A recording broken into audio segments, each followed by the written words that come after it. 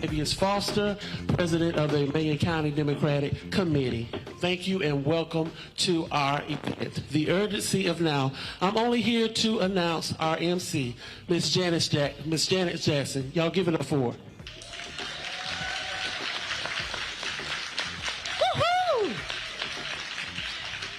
I'm so happy to be with you all this evening. As introduced, I am Janice Allen Jackson. I am the host of the Local Matters podcast, which is available on Apple, SoundCloud, and Spotify, based in Augusta, Georgia. And our purpose is to help people become more confident voters and more engaged citizens. So I am pleased to be a part of this program called The Urgency of Now. And of course, we welcome Mr. Roland Martin to Southeast Georgia. Happy to have you in our state. Please give it up for him. We always, of course, want to get this off on the right foot, and the right foot is with prayer.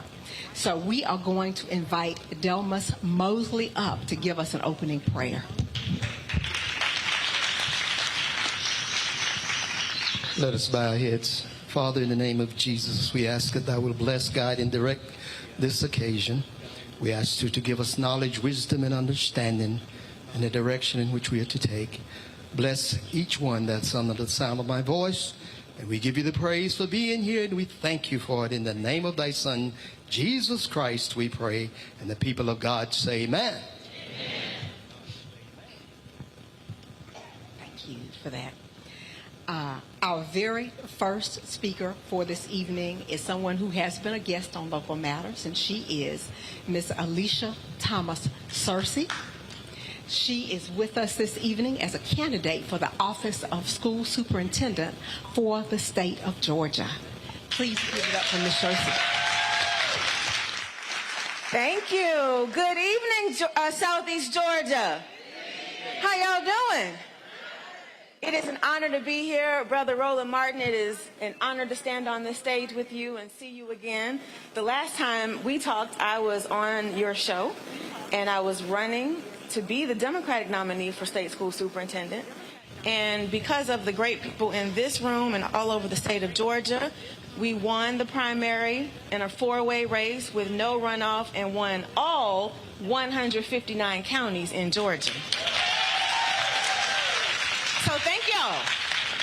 And to this esteemed panel, and my new friends, Pastor, I will not be long, but I appreciate the opportunity to speak for just a few minutes. I appreciate the fact that I see so many young people here as well. A little bit about me. I am the first African American elected to the Georgia House of Representatives from Cobb County. Amen? To the young people in the room, I got elected at the age of 22. Yes, so I'm saying that because I need you to know that we need leadership of all ages, of all generations, and you deserve to have a seat at the table just like anybody else. I served 12 years. That was 6 terms. Spent all of that time working on trying to improve our public education system, and then left politics because I hate politics. Roland, people lie when you're in politics. They make up stuff, they tell rumors, and all I want to do is help children. So I left politics, went back to school, got a master's degree, went through a couple of superintendent training programs, got some great results as a superintendent. Our elementary school had a 43 CCRPI score. That's the state index. That's a 43 out of 100. The middle school had a 65. Teacher retention rate was 25%. But when my team and I got in there, using the skills and training that I had, we got that 43 to an 85. Thank you. That 65 to an 81. And the teacher retention rate from 25% to 75%. Thank you. And so I'm sharing that with you because we have a school system that's not working. And we have a state school superintendent who's been in office for 8 years, and I'm pretty sure he's been asleep the whole time. Because if you were awake, you would know that there are some serious issues in our schools, whether it's special education, whether it is the curriculum that we are learning or not, whether it's the dropout rate, you name it, we've got challenges. And when you are asleep at the wheel, that is not acceptable. And so I'm running for state school superintendent because we need a state school superintendent who cares, who shows up in Southeast Georgia, who understands that every child in every corner of the state deserves to have access to a high-quality education. And you know, it got real serious for me on May 24th, the day that I won the primary, because that was also the day of the Uvalde shooting. And I will never forget that day because there were 19 children who went to school and never returned. And 2 teachers who were called to teach who never got to go back home. And so on May 25th, the next day, our 15-year-old was trying to go to school, and my husband and I were afraid to send her because, like so many parents, we were just concerned, like, what would happen? But we let her go to school, and when she came back, we sat down at the kitchen table and asked, you know, how are you feeling? What are you thinking? And Layla said something to me that I'll never forget. She said, we're talking about it, it's all over TikTok, but we know nobody's going to do anything. And so when young people say, we don't think anybody's going to do anything, we've got to. And so I'm running for state school superintendent because I need Layla and the 1.7 million children in our state to know that you deserve to have a state school superintendent who will do something to keep you safe in school.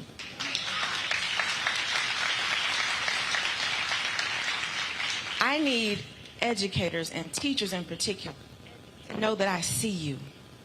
I understand the frustrations that you are having. I understand that you are overworked, overburdened, asked to take on every job except for being a teacher. And you deserve to have a state school superintendent who will do something about your burnout. And then finally, as I close, again, as I look at these young people, I think about the world that we live in and the world that it can be. But if you were to Google what schools looked like in the 1800s, they look very similar to how they look today. And so why are we still trying to deliver this telegram education to a TikTok generation? Y'all feel me? And so we wonder why kids don't feel excited about school. It's because we have a state superintendent who's been asleep for a long time. And so voting starts on October 17th. And somebody told me that in Southeast Georgia, sometimes y'all don't go and vote. Is that true? Y'all gonna change that this election, though. I believe that, because when you look at the slate of candidates that we have, it's historic. We have the most qualified, the most exciting, the most talented candidates that we've seen in a very long time. And so it ought to fire you up about all the things that are happening in our communities and knowing that voting can change those things. And so join me, because it's now your turn to do something. And make sure you take 10, 15 people to the polls with you. Make sure you vote for my brother, Raphael Warnock. Let's send him back to the United States Senate. He makes me proud when I see him. Proud that he represents our state as the first black United States senator in this state. Make me the first black state school superintendent in this state. And so I thank you for this opportunity. Thanks to all of the organizers, Brother Keith, Brother Al, thank you all for what you are doing. Thank you, Roland, for being here, for putting Swainsboro on the map. That's why I appreciate you, brother, for all that you do, not just where you live, but all over the United States of America. We love you. We appreciate you. Thank you for what you're doing. Let's go make history, y'all. Thank you.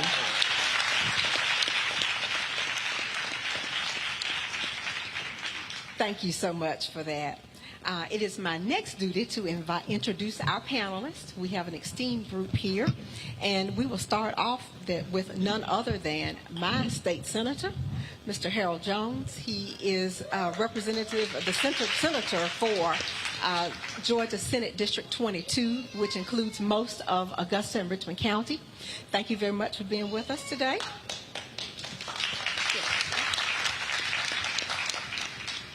Our next panelist is Mr. Keith McCants.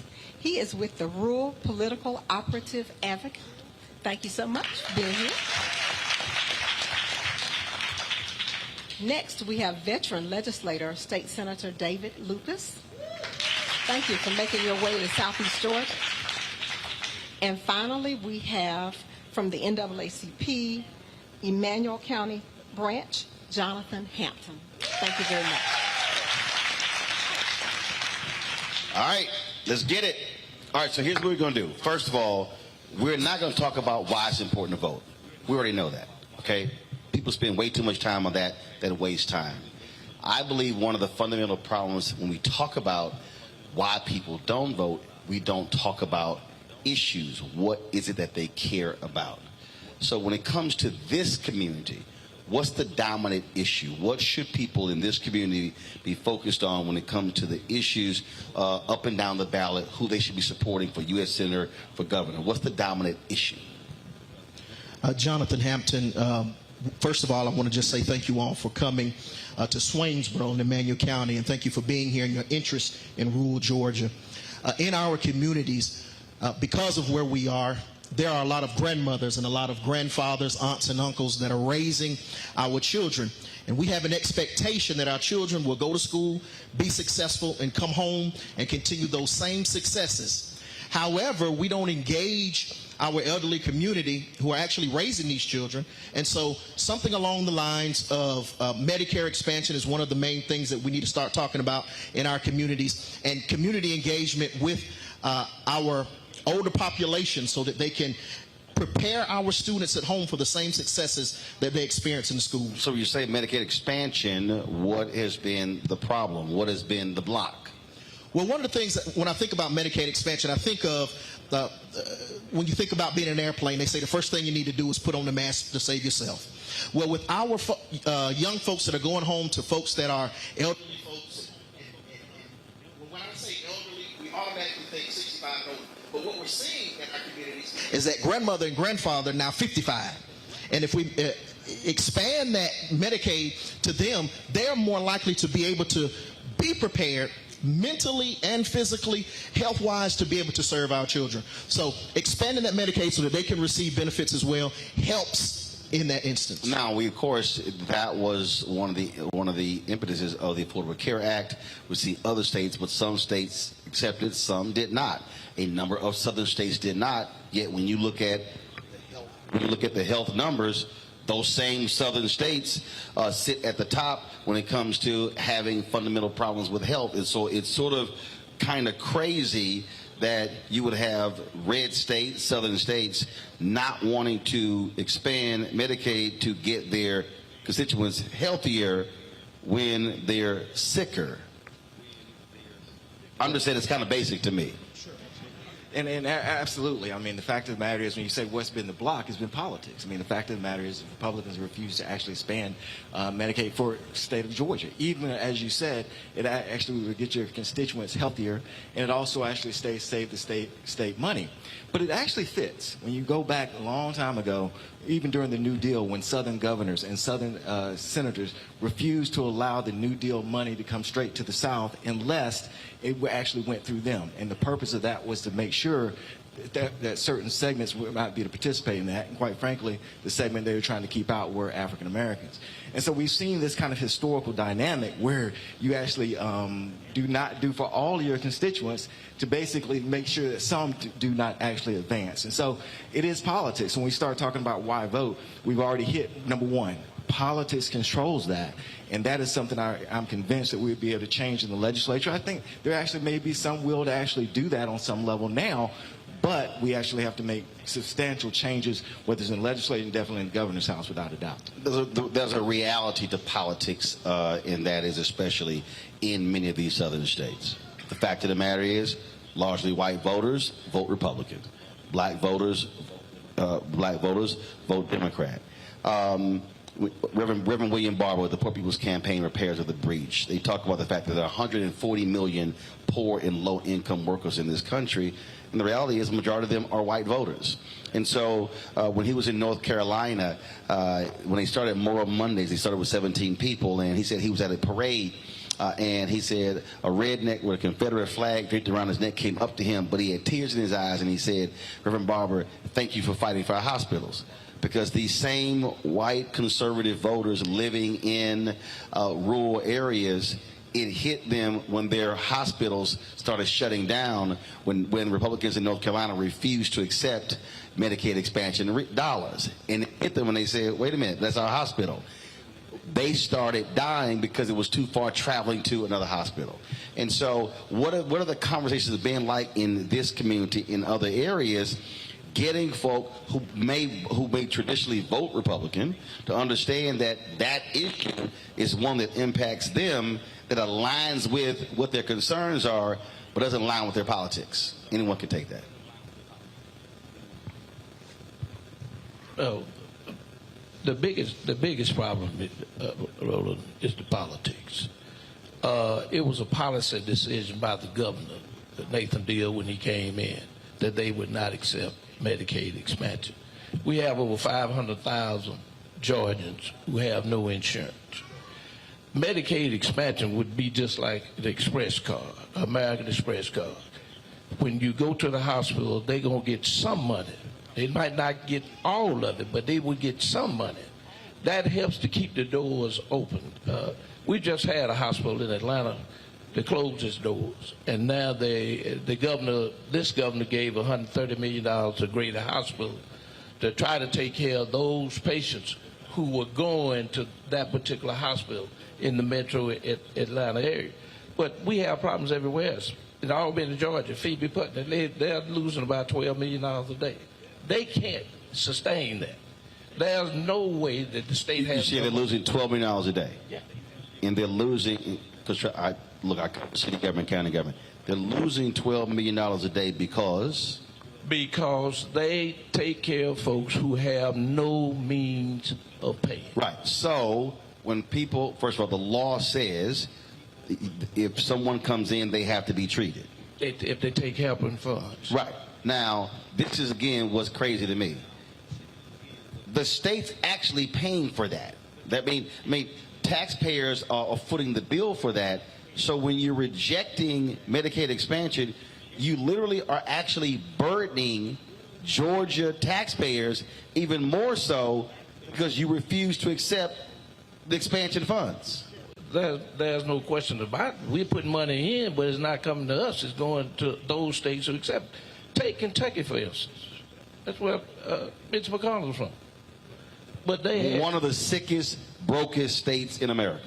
And yeah, they had coal workers, miners, and everything that had all kind of health problems. But they accepted Medicaid expansion because they elected a Democratic governor.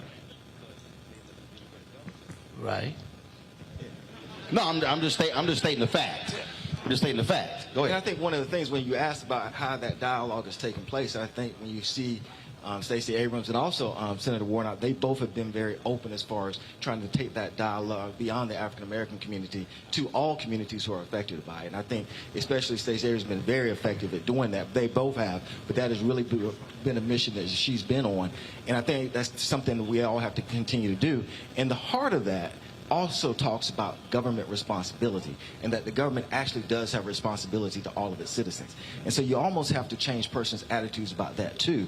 But I will say that I think that the party, and I think especially Stacey Abrams, especially Senator Warnock, they've done something a little bit different. They are actively pursuing that vote in a way that's different than normally Democrats have. A lot of times when you start talking about whether it's rural whites or more conservative, we talked about conservative principles and tried to make them think that we were sort of conservative. They were actually talking about principles that are going to affect their daily lives, and Medicaid expansion is definitely. Well, I always get a kick out of folk who talk about I don't want government in my life. It's a whole bunch of folk in Florida who were saying that until Hurricane Ian came in and destroyed, and now they mad saying the federal government moving too slow. Now hold on, the last week you didn't want to talk to them, but now moving too slow, and that really is part of the problem. The psych, just how nuts I think a lot of people are when they say I don't want government in my life until I desperately need government in my life. And when I keep trying to explain to people, there is no aspect of anybody's life right now that government does not have a role in it. The day you born, the birth certificate is a government document.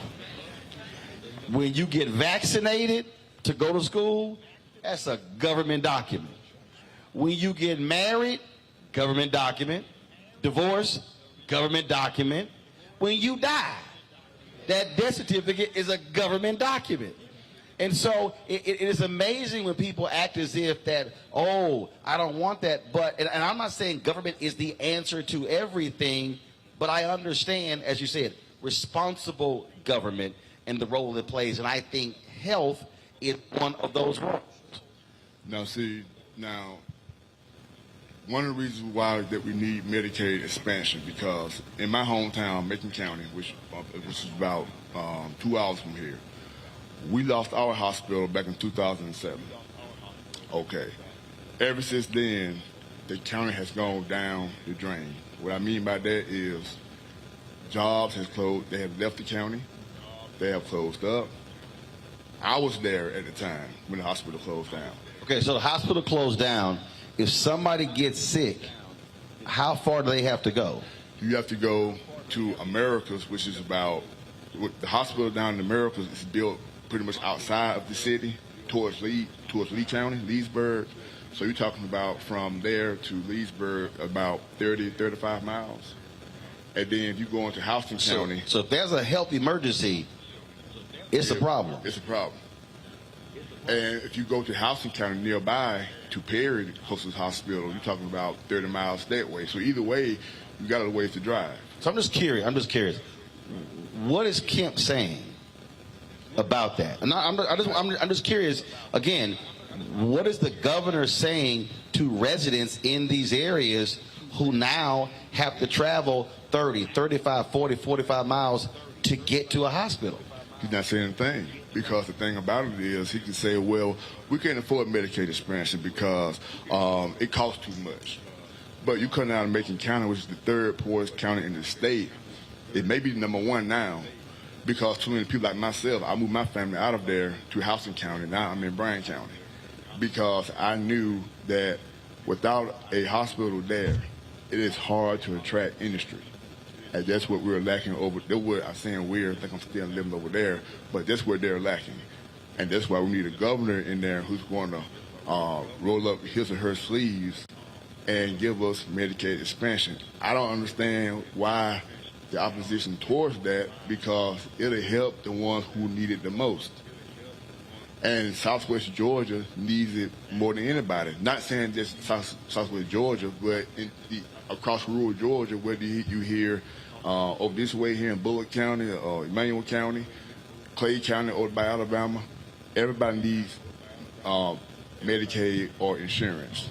So I just don't understand why he is so opposed to giving citizens something that it will help them and as well as improve our lives, So I don't understand that. Good. You want to make a point there? I'm going to make a point before I go to a break. Then we're going to introduce another candidate. Go ahead. One of the problems, though, the federal money, Medicaid and Medicare, CMS has a 35-mile rule. It has a 35-mile rule, which means First of all, for the folk who don't know, what's CMS? It's called the Community Service. Roland, I can't think of the actual name, but they had the last hearing in August. What CMS is they under Department of Services. Right. Got it. Go ahead. And they had a 35-mile rule because in 23 they're supposed to put up a bunch of money just for rural communities. Okay, when you say 35-mile rule, what does that mean? 35-mile rule means you can't put a hospital within 35 miles of another hospital. That's road miles. In rural Georgia, rural hospitals closed. They couldn't stay open. They didn't have the funding to stay open. So Senator Warnock and Ossoff, I asked them to weigh in on it because rural Georgia, folks can't afford the gas, or they got to pay somebody to take them to Dublin or some other place to a hospital. And one of the problems is that you take Hancock County, for instance. When I became the senator there, a young lady that was a retired nurse, came back from D.C. to Hancock, brought me the statistics that said that 70% of the folks who had a stroke or a heart attack died. And so I started trying to change the dynamics with rural legislators, because y'all are the ones who have been representing rural Georgia all this time, and y'all hadn't done anything about it. So we've been trying to do something with that. But on the Medicaid expansion, the governor at this particular time went through the legislature, because the governor could accept Medicaid expansion or not accept it, took it to the legislature, and now the governor can't do it. The legislature has to do it. Wow. And no one gave a damn about those 70% the folks who had strokes and heart attacks and them dying. And if you got to drive 35, 40 miles, the cost of gas and all different things associated with that, nearly taking the day off, all of those things that go with it, just trying to get some health care. Hold tight 1 second. I'm going to go to a break. We come back. We're going to introduce another candidate who's here. Hear from them. They're going to talk about other issues that people care about. Obviously, I'm sure education is one of those issues. Economic development is another one of those issues. So we'll get to that when we come back. Short break. You're watching Roland Martin Unfiltered on the Black Star Network, broadcasting live from Swainsboro, Georgia. Back in a moment.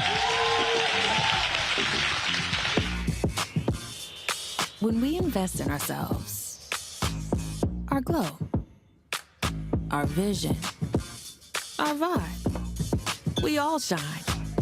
Together, we are black beyond measure. Black Star Network is here. Hold no punches! I'm real revolutionary right now. Support this man, Black Media. He makes sure that our stories are told.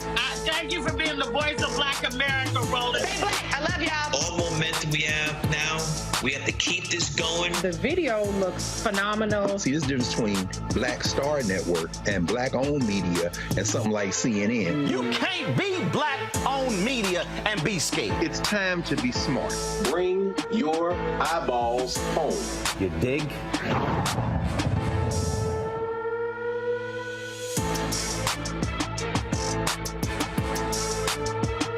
Hi, my name is LaToya Luckett. Yo, it's your man Dion Cole from Blackish, and you watching Roland Martin Unfiltered. Stay woke.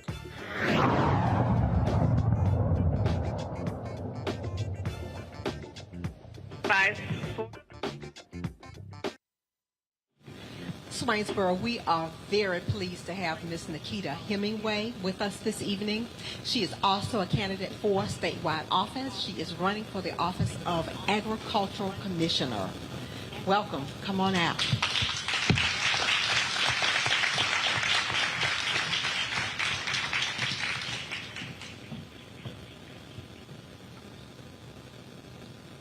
Good evening. It is a pleasure to be here with each and every one of you today. It has been a very long journey, but the most important thing is I knew that my evening had to end here with you. My name is Nikita Hemingway.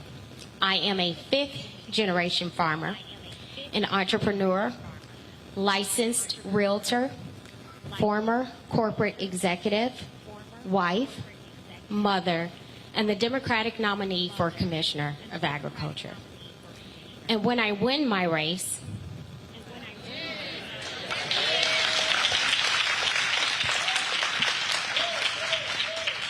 see, y'all got it, but the others stopped it.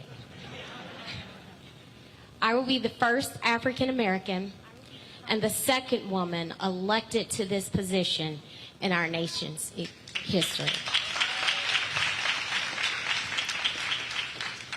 My political journey began 4 years ago when a local county commissioner stood on my farm and told me I would be better off selling my land to Quick Trip than getting him to remove his restrictions. So when I made the decision to run for public office, it wasn't because I wanted to be a politician. It was because I understood the equity in agriculture problem, and I was the most qualified person to solve it. It is our lived experiences that are almost always aligned with our purpose. My grandparents were rice farmers off of the coast of the Savannah River. And for more than 100 years, my family owned 360 acres, and now we own none of it. My grandmother would tell my siblings, cousins, and I how she would sit on her grandparents' porch and watch ships sail out to sea. My journey into adulthood wasn't easy. I was a single mother of 2 long before I was a married mother of 4. And like many African Americans, I knew that in order for me to be the success I dreamt of, my pathway would be through entrepreneurship.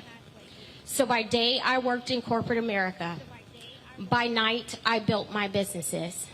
And I am happy to report that I achieved everything I set out to do as Nikita Tyson long before I became Nikita Hemingway. Before we are able to shatter glass ceilings, we must first shatter perceptions about who is qualified and who isn't.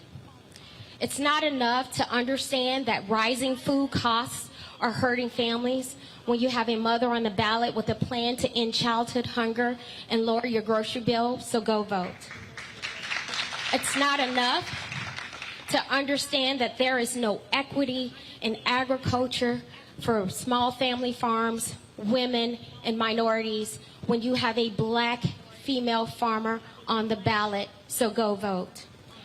When we say we are fighting for diversity, equity, and inclusion, we must also consider diversity of thought, lived experiences, and leadership. I cannot stress enough to you how much is on the ballot this election cycle. Because if you don't put a check mark by my name, what you're saying is my opponent, who happens to be a 7th-generation farmer, a 5-term elected state senator, who was in Washington, D.C. on January 5th and January 6th, is the person we need representing you. What you're also saying is that this senator who supported Texas' lawsuit against our election results, you're saying that you're okay with them taking away your voting power. And what you're also saying is that this senator who used a black farmer, who partnered with a black farmer to abuse government grants and then left this man penniless, what you're saying is he's better, he's who you want representing you. So it's more than about showing up to vote. It is about the next 4 years, the generation after you, the generation after them. So make a plan to vote. Please vote early. Election day starts, in my opinion, October 17th. And if you have trouble getting there, then make sure that November 8th is the absolute day that you get in line. Thank you. Thanks a bunch. All right, folks. Let's now talk about. I want to go to an issue. It's been talked about in the state, around the country. I got 4 brothers sitting up here, so let's go right to it. This idea that black men are afraid to support Stacey Abrams, that black men are disenchanted, they don't like what Democrats are doing. What are you hearing? Conversations that you're having, what are you hearing specifically from black men in Georgia during this election cycle? I'm surprised actually to hear you say that, particularly in our areas, we're having the opposite conversation. And if you follow Stacey Abrams and her platforms, you know specifically that she speaks directly to reinventing or developing African-American males. And so the men in our community benefit greatly from the great work that she's establishing for our communities. And frankly, I'm not really seeing that conversation. We're seeing the other side of it, which I'm grateful for, but I'm disappointed in what I might be hearing from others around the state about what that conversation might look like. Well, I can tell you, it's a jealousy thing. It's a jealousy thing that those who have been out and worked in the community and have been successful are basically saying, well, you need to come to see us before you get our support. I have a problem with it. I served with Stacey. I thought she was smart, intelligent, and she could handle herself on the Georgia House of Representatives floor. And that's dealing with the speaker or anybody else who might oppose her when she was discussing a bill. But not only did she get out the legislature,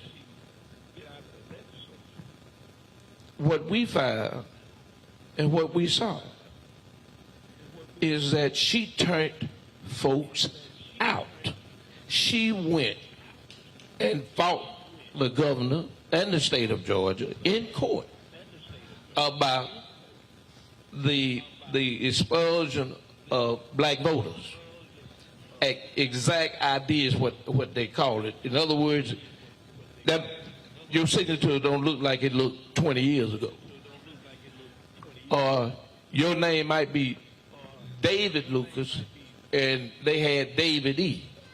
And when they sent it back to you, they never would tell you what the problem was. All you had to do, if they told you what the problem was, all you had to do was say your name was David Lucas and not David E. Lucas. And so those kind of things happen to us. And then, of course, I've had some conversations with some men who talk about the Bible and talk about the man at the head of the household. And I can't let no woman be head of me. I say, well, you say you got a wife. When things happen, who got your back? When you go to work and the kids are sick, who see about the kid? And then of course, and they might have a woman who's a boss at work. They ain't gonna quit their job. No. And so I say I call it Negroid jealousology is what I call it. And that's a new word, but it's jealousy. Black women have been the backbone of this country. They would fight when the husband couldn't fight. And they worked in all our campaigns. They put the schedules together. They do the phone banking. They make sure the robocall, you get the robocall done, and then they turn around and take the checkbook and pay for it. Make sure the bill is paid. You know, because one thing about these companies, if you can't pay for it, they're not going to do it on credit. And so she has exemplified a person who cares about a community. And she's talked about health care, and she's taken the conversation to another level, because now we just had a hospital in Atlanta closed, Wellstock. And this governor decided that he would put $130 million to see about the beds going over to Grady. Well, rural Georgia is altogether different. They don't have big corporations that can help fund these hospitals. So what they need are clinics that are equipped and have doctors. And what we find out, Roland, is a doctor in a community is worth $1 million of economics. And when you start talking about bringing folks to a community about jobs and everything, the first thing, the guy who's head of that corporation, well, he's going to look at what kind of health care I got for the folks who are going to be working for me, because he's got to pay that insurance cost. And if you don't have medical help within that community, his cost is going to be higher. So economics is a very good part of that. And you know, one of the things Senator Warnock did, I'm a diabetic. I take insulin. But I have Medicare A. I don't have the rest of it because I pay for insurance with the state. But by capping that cost, no more than $35. And then, of course, he was involved with trying to cap the cost of out-of-pocket, what you pay when you go to the hospital and get sick. Out of pocket, the child cabinet at $2,000. That helps a whole lot of folks. And guess what? They don't look like me either. Mm-hmm. It's not a conversation that I've actually had. I mean, I know the conversation, but what I'm saying is I haven't not had conversation with men saying they weren't going to support. Let me set it up this way, because this has actually been an issue for the last decade. A lot of people kept saying that, these men didn't want to vote for Hillary against Donald Trump. I said, first of all, if you go back to 2012, there was a 9-point gap between black men and black women nationally who voted Obama-Romney. And then it went up to 13 points in 2016. It went up again in 2020. One black pollster said that the effect of a bump in black males voting for Trump actually helped Republican candidates down ballot. Case Tom Tillis in North Carolina. And so I've heard the dissatisfaction. I've heard brothers say that they don't believe that they are getting a return on their investment. And there were brothers who were not happy with Obama, who felt that he did not do enough, which is why you had that gap. But the reality still is black men are the second largest voting bloc for the entire Democratic Party. It's also part of this that the party, I have no problem saying it, led by largely white strategists, have refused to craft a black male-specific plan to answer that, because anywhere else in politics, if you see a 9-point gap and they go to 13 and they go to 17, you playing with fire. Anybody else would say, I think what they've done is, well, it's going to take care of itself. No, actually, it's not. And so there has to be a counter to the data, because the data is not lying. The data is real.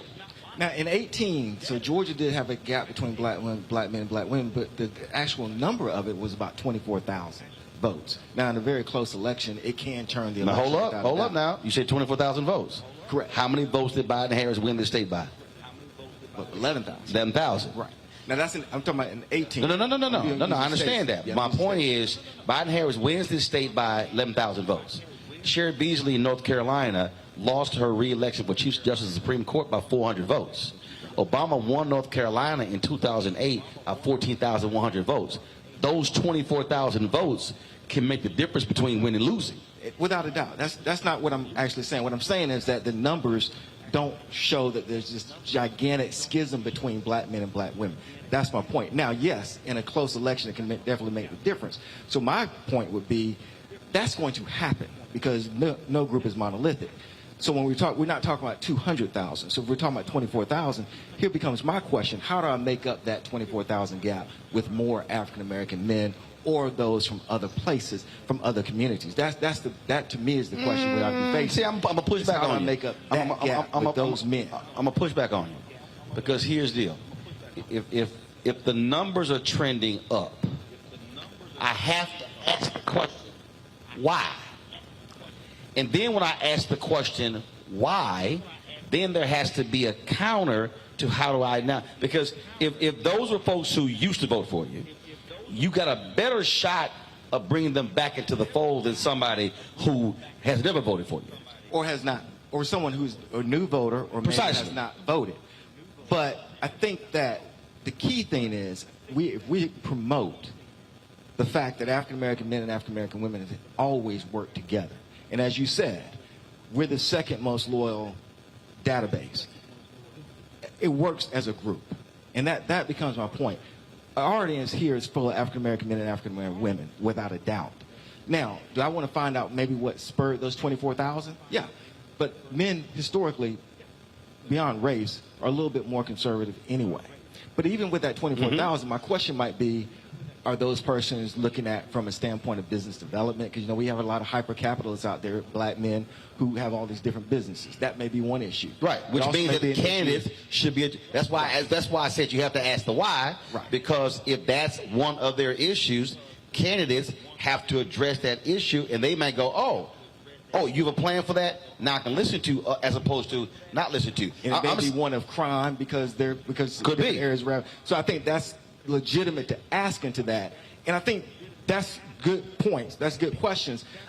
The part that disappoints me, I guess, is if we just do a general, there's this great schism between black men and black women, and that does not exist. And historically it hasn't. And we can give stories, but one of the things I always point out to people is, if you ask someone whether it's white, Hispanic, etc., and of course there's logistical reasons on some of those groups, African Americans have 3 women that stood out in the 70s and late 60s. Fannie Lee Hamer, Shirley Chisholm, Barbara Jordan.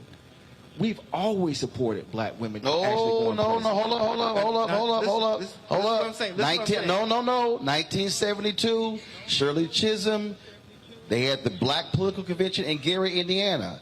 Why wasn't Shirley Chisholm at the Black Political Convention? Right. Because the black men did not support her run for president.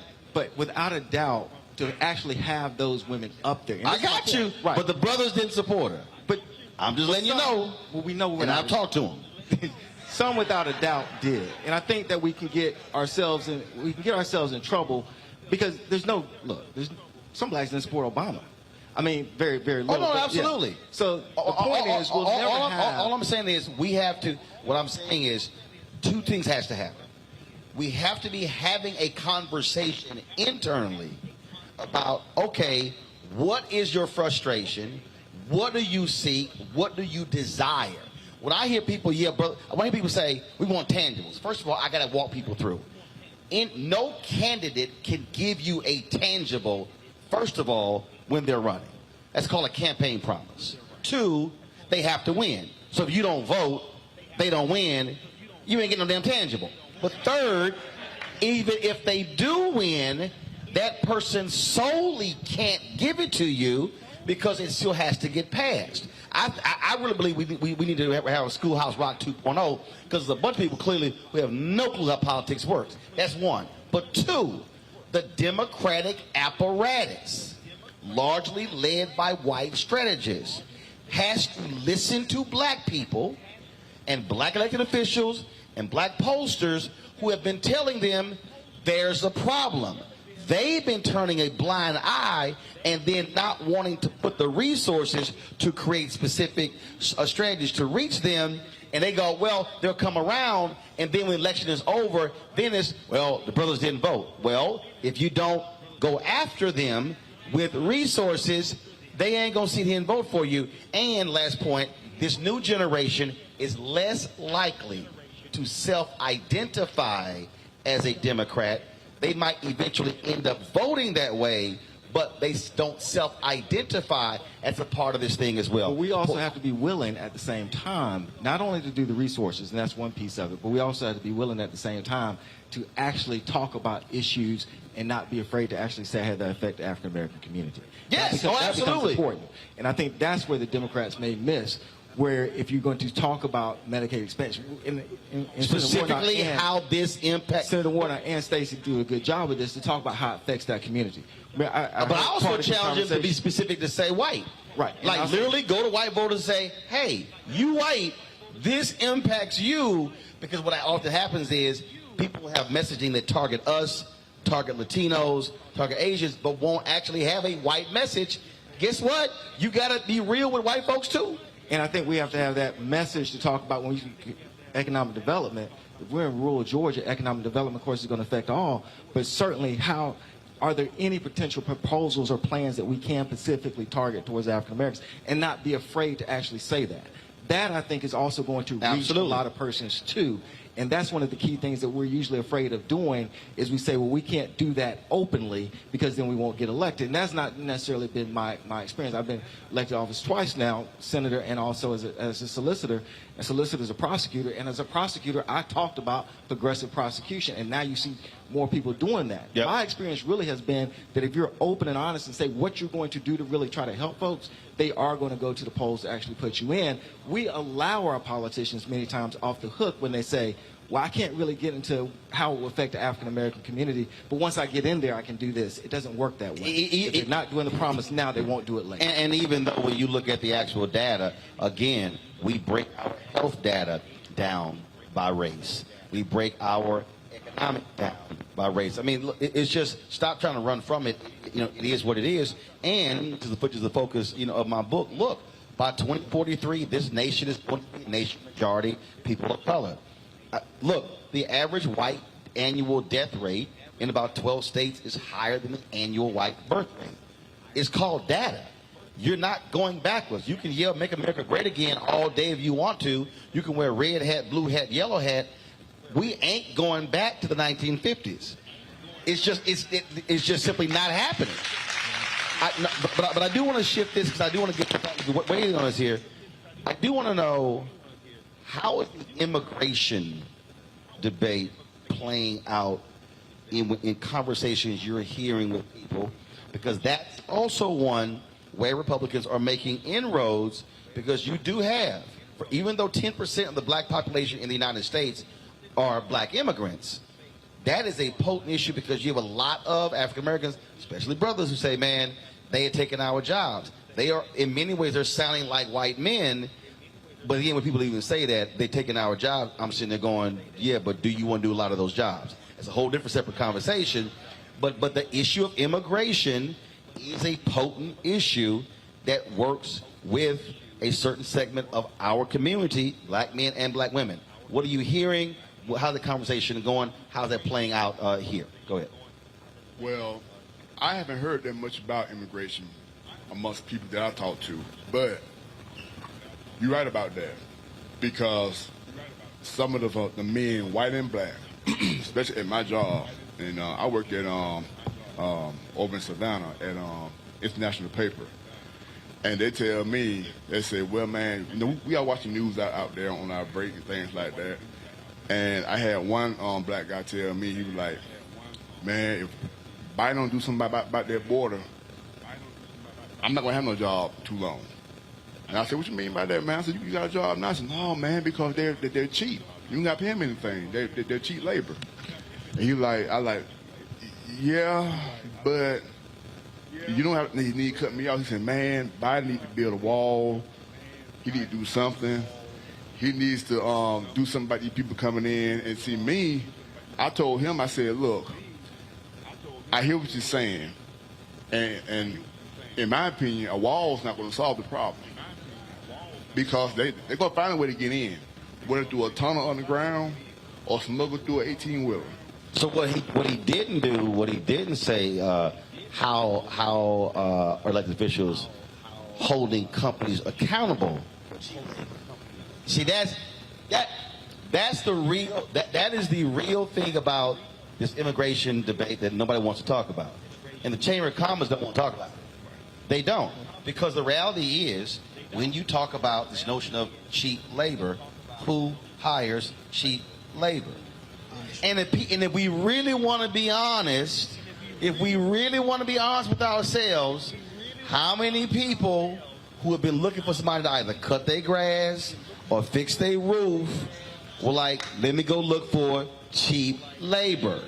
See, and so it's the folk who are hiring individuals. See, I love it in this country where we talk about, hey, man, we want high-paying jobs, but then we also want cheap pair of jeans. See, and so I think that's an issue we have to confront. But this is a potent issue because it is an economic one, and a person is saying, that guy is saying, I fear I'm losing my job, and that's a real thing. Go ahead. You know, the problem about immigration is this: we don't do what we used to do. We don't pick peaches, cotton, and the vegetables that come out the fields. Those folks come in. The reason I talk about it, for 10 years I was in the bus business. I had a contract with the North Carolina Farmers Association. I used to go to Laredo, Texas. They have an agent down there. They got the green card and everything, and I used to bring them back to the United States. And all the down the coast, Virginia, North Carolina, and they worked. If they didn't have them, they couldn't get the crop out the field. You know, but the other thing, Roland, that has hurt us, and I see it all the time with our young folks, it's about education. I've always talked about education and the ballot. Because if you can't read, how you know what you vote on unless somebody else told you how to vote. And part of our problem is, it's just like you got a car, and it's got a rearview mirror in it. If you don't know where you come from, how you gonna know where you got to go? And so we've got to teach our young folks that we've got a history. Some of it's bad, and some of it's good, because a whole lot of us made something out of it and have gone on to better rewards. But we've got to instill in our young folks, look, it's about the book and the ballot. You don't have to go to college. You can go to technical school, aircraft mechanic, and go out on the base. Right, and I'm glad, because I want to let you segue right into that, because having that education conversation, what has happened in the last 30 years, really 40 years, we shifted into this whole deal of got to go to a 4-year school, got to get that degree. The problem now is states no longer fund colleges at that level, so now the burden is shifting to the individual and the parent. And so now you got folks who literally are walking around with $120,000, $130,000, $150,000 worth of debt, and the jobs that they're getting, there's no way they can actually pay that back. I also think that from the education side, and I know why it shifted, because in the early 70s, they were pushing black kids and Latino kids into trades in a technical school and away from 4-year schools. And black parents were like, no, we want our kids to be doctors and lawyers. If you read James D. Anderson's book, The Education of Blacks in the South, 1860 to 1935, the same thing happened when Hampton started. They wanted them to keep farming. The parents said, no, we don't want our kids to be farmers. But what's happening now is we now have a job shortage of skill set. That's one.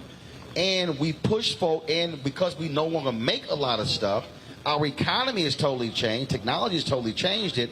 And so it used to be you could actually work at a grocery store.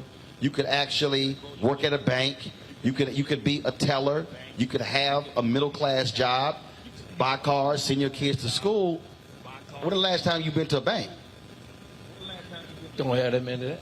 No, but the point is, technology is changing. I can take a picture of the check, click OK. Right. I don't even. Somebody told me I had to write a check. I was like, where the hell is a check? I couldn't figure out what the check was. So so I think what has to happen, which is why I'm glad you're talking about education. I think politically we got to be pushing our political leaders to also redefine how we look at education, because we know we have a skill set deficit today. Master plumbers, and I know, folk, there's some parent out here. You ain't gonna tell your friends my son's a plumber. You would rather say my son's a lawyer. But a master plumber makes 6 figures. That's right. So I think there also has to be a change of our view of the future jobs in terms of also education and how we're developing them and the resources going towards that. Go ahead. Mr. Martin, one of the things... Mr. Martin, my daddy, I'm Roland. Oh. Roland, one of the things I ran for Board of Education here locally in Emanuel County, and part of my platform was to make sure that our students were workforce ready. We've got so many students that are graduating from high school. They're not going to the military. They're not going to college. But where are they going? Well, we've got a growing gang population in our city, in our county. And because we're not preparing these kids for a workforce so that they're prepared, when they graduate, okay, I'm not going anywhere, but I can get this job here making $30, $40 an hour, but we're not preparing them for it. Here's the second part to that, though. They responded to me, many folks, and said, well, we do have a program in the county where folks can go and learn about different trades and have opportunities. Well, we have the information, but we don't have the access. So the issue is, while we may know that it's available, right, it's not ready accessible to the children that look like myself and you. So what we have to do then is to, as we work on our workforce readiness platform, hey, we're getting all these kids ready, we're getting them ready for what they're going to see. We have to also give them access to the same opportunities that others are afforded. Are the candidates, though, are you hearing them talk about that? Are you hearing it?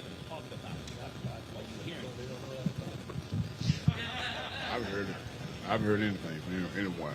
Now, It's on. Just talk right into it. Talk all into right. it. Now, Charlie Bailey, running for lieutenant governor. I talked with him last week, and he brought that up about trades, about pushing more of our young people into the trade field. And see, me, I told him, I said, from my experience, I went to a trade school. At first, I wouldn't go to a college. I want to go to Columbus State and Alabama A&M. But I went to South Georgia Tech. I majored in welding, technology. I also took aircraft structural technology. I got 2 degrees from there. Blueprint reading, I got a degree in that as well. I mean, a diploma in that as well. The jobs that I've had in the past, I've done multiple jobs there because, as you said, there's a work shortage. They said, hey, Keith, you got the forklift? Yeah, okay. Although I'm a welder, I was a certified welder at the time.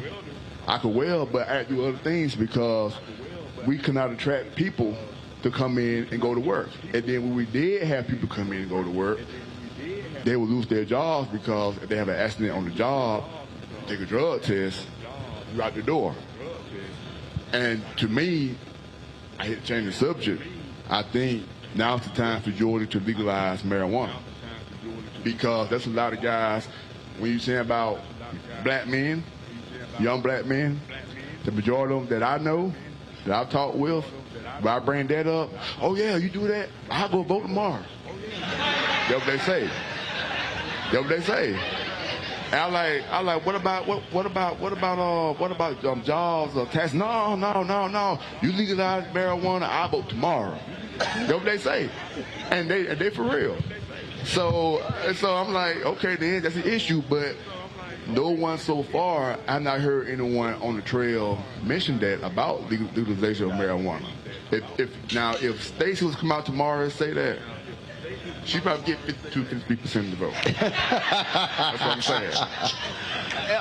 Go ahead. I would say on the top of the ticket, I said the whole ticket, really, you were asking about candidates saying that. I think that you have where Senator Warnock or Stacey Abrams, 2 of the most progressive candidates we've ever seen in Georgia as far as really articulating issues that's going to affect middle-class folks and especially even African Americans. But I also want to go back to one of the issues you talked about the immigration. So the conversation, of course, is real in this sense because when African Americans are so below so many metrics, it becomes disheartening if they start seeing other groups come in and take their place, so to speak, in their mind. So you have to understand that part. So then the question becomes, now how did I deal with that from a policy standpoint? One of the great things right here, talking about rural areas, let's look at it from a policy standpoint from Georgia. Hemp, as you know, is now legal. Not marijuana yet, but hemp now is legal. But we've actually hemp is the cousin of marijuana. There you go. Can't get high off of it. So, but we've actually limited the number of licenses that can go out. Now, you don't have persons necessarily who are not from, United States getting these licenses, but here's the point. Here you have all these persons who have been incarcerated, even here. Now, they may not be farmers as such, but they're in Swainsboro, they've been incarcerated. Hemp licenses now go out. None of those licenses are going to African Americans or African American farmers. Certainly that's going to be something that you will look at and say, we're still going backwards. Every single method that we have. Because when they, even on the marijuana side, because like in California, if you had a conviction, you couldn't get a dispensary. Right. And so even the things that we were prosecuted for, we're still not able to get a leg up. So you can see. Prosecuted for marijuana, but I can't get a dispensary license for marijuana. Dispensary license for it. It's the same weed. Same weed. And you can see how that would affect persons. So therefore, from a policy standpoint, we need to open up hemp licenses. I know that Senator Warnock and both states are talking about helping black farmers without a doubt. And I also know that license should be opened up. That's a policy issue. Right. But here's number 2. Not only should we give more licenses, we also should say that those licenses should go to African American farmers. Those are real policy things that we can actually try to push. Even if we don't get it through, we can at least talk about it. That helps on that immigration kind of conversation. And when you were talking about marijuana, if you're legalizing it and you don't have some type of equity program, you ought to be ashamed of yourself if that's what you're going to do. Absolutely. Got about 3 or 4 minutes left. I want each of you to speak to this here. There's somebody, maybe sitting in this audience, and maybe somebody who's watching, there's somebody who's in this community, and they're like, Okay, this is all great and wonderful. That all sounds nice. That's cute. But I just simply do not believe that my vote matters. Going down the line, what would you say to that person if you had 30 seconds to look them in the eye? What would you say to them as to why they should vote early, beginning October 17th, or they should go to those polls on Election Day in the first Tuesday in November? What would you tell that person? The history of our country is no secret. And if you do not seize the opportunity to vote today, you are most certain to relive the world that we knew yesterday. Okay.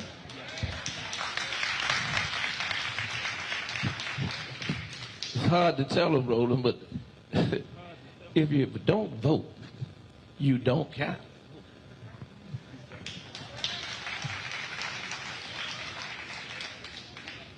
Well, what I'll say is think about your future or your child's future. Because I got a 2-year-old, I got a 13-year-old out there in the audience. What happened in November is going to affect them 4 or 8 or 12 years down the road. Mm-hmm. Don't never say your vote doesn't count. Because I'm going to tell you right now, because a lot of people out here who don't vote, and then when things don't go their way, then they're complaining all the time. Well, they ain't doing nothing for me. What did you vote? No, I didn't vote. So that's why I tell them, get out and vote. Your vote matters. Absolutely. If persons didn't think the vote mattered, then Georgia wouldn't be creating bills like SB 202 to make sure you don't have the opportunity to vote. And secondly, when you talk about something that happened today with President Biden pardoning persons on marijuana, whether it's talking about school debt, that came about from voting. Some of the negative that we talked about today, the lack of Medicaid expansion, that lack of it comes about through voting. So your vote actually does matter. So you see it from a positive standpoint, you see it immediately from a negative standpoint. Absolutely is there, the connections are there. How your vote does matter. So I would say this here. If you tell somebody about our history, they're not listening. They're not. I think you have to ask that person, what's the one thing you care about? Doesn't matter what the issue is. And then you have to connect that one thing they care about to the people who can actually change it. So what happens, so we literally have to do voter education. I can't tell you how many people I deal with in my business every single day who literally think that stuff just happens and this has no bearing on it. 2016, I had a young woman from North Carolina call my radio show, and she said, I don't like Hillary Clinton. I can't stand Trump. I'm just going to focus on my state issues. She's an activist. I then asked her, all right, what are the 3 things you're working on? She told me. All 3 things she said also were connected to who was president, and then who was the U.S. Senator, and then who was member. So she thought that these were just isolated state issues, not realizing that was a direct bearing on who's in the White House, who's in Congress. And so we actually have to do that. We actually have to take the time to walk folk through. And then after we do that, we also have to then ensure that if they do register, how do they get to the polls? And so a lot of times we expend so much energy on talking to people about voting, but then we're not making sure they're registered. Then after they're registered, then making sure they actually vote. Last point I'll make is this here. Your mission should be, however your vote works here, whatever your precinct is, those are public numbers. You could go look up how many people voted in this precinct, how many people voted in this location in the last election. It'll show you how many people in the area are registered. So if you see that 122 people voted and 1,100 are registered, that's 1,000 people you should be trying to touch, because literally your sole area can change the election. I told you Sherry Beasley, yes, she's running for the United States Senator right now, but she lost by 400 votes. 2020, the Virginia legislature was decided by a coin flip because the candidates tied in the vote. And when they flipped the coin, that's to determine whether Democrats control the legislature or Republicans control the legislature. A coin flip. So imagine the people who never voted. And so we must take that time. That's why on my show, we try to teach as much as we can, walking people through what public policy is, how it's being impacted. And so take the time. Don't get frustrated with somebody, because the reality is not everybody lives and breathes this stuff, but you got to connect what they care about with the folk who are in office. You got to show them how, if the people who are in office aren't doing it, you got to take them out and put the folks in who can do it.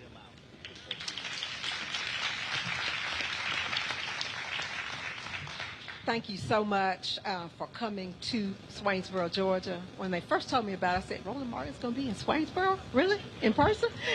So we really just appreciate you for coming to Emanuel County. We appreciate these wonderful panelists. Didn't they do a great job, y'all? I've got one piece of housekeeping that I need to take care of. I understand that there are at least 2 elected officials in the audience that we want to ask to stand and be recognized. I believe they are Mr. John Parker, who is on the Swainsboro City Council. And we have Mayor Pro Tem Bobby Collins, who is also with Swainsboro City Council. Thank you all. Thank you all for your role in making Swainsboro what it is and what you hope it to be in the future. There are 2 more people I need to introduce. This will be my last time at the mic, but I need to introduce Ms. Barbara Carlisle. I understand that she's going to give us a little entertainment before we close. And as well, we will have a closing prayer by Dr. Merrill Bell. Thank you all so much for allowing me to come to Swainsboro today.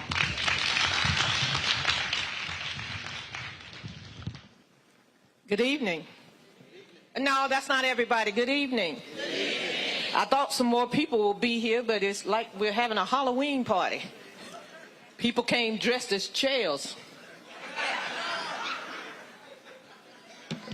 What y'all needed to do was to get on y'all phones, go to Facebook, go to TikTok, go to wherever you had to go and tell people that right now in Swainsboro, Georgia, they're giving out the PPP loan. I bet the line will be from here to Walmart. And I don't mean the one here in Swainsboro, I mean the one in Statesboro. And y'all know that's what the people wanted to do. If we were talking about the PPP loan, people would be here. You know, because anybody that thought they had a business, they came out. People selling eyelashes. Done got a LLC. LLC stand for look like cash. $20,000 and you selling eyelashes. It's crazy. But if I had to tell you something today, the one thing that I want you to do is go back and tell somebody that knows somebody that got a car or a truck or a SUV that can take people to the polls and let them vote. I must admit, I'm 64 years old, and politics didn't matter to me the first 30, 40 years of my life. Okay, I'm going to be honest, the first 55 years of my life. But then I started to see that we were losing out on a lot of things down here in Emanuel County. I had moved to New York, and I came back, and I went back again, and then COVID said, come back and sit down for a little while. So I came back, and I sat down for a little while, and I didn't like what I saw. So it's up to us to get out and push this. Let people know your vote will count.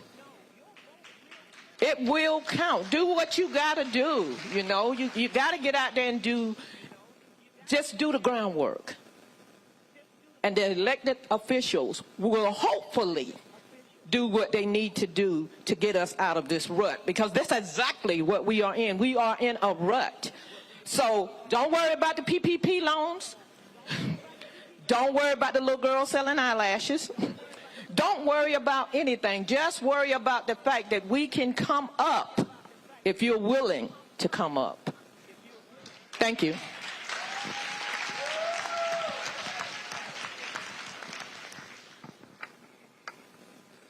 Thank you. Thank you, Roland Martin, teaching us and talking to us on this wonderful night, talking to us to a language not that we know, but a language that we understand to help redirect our mindset. Thank you. Give him a hand clap, y'all.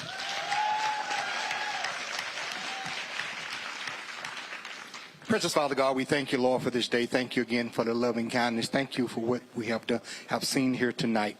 We ask you to continue to bless this man as he go forth, telling and teaching us about the way we need and learn how to do things.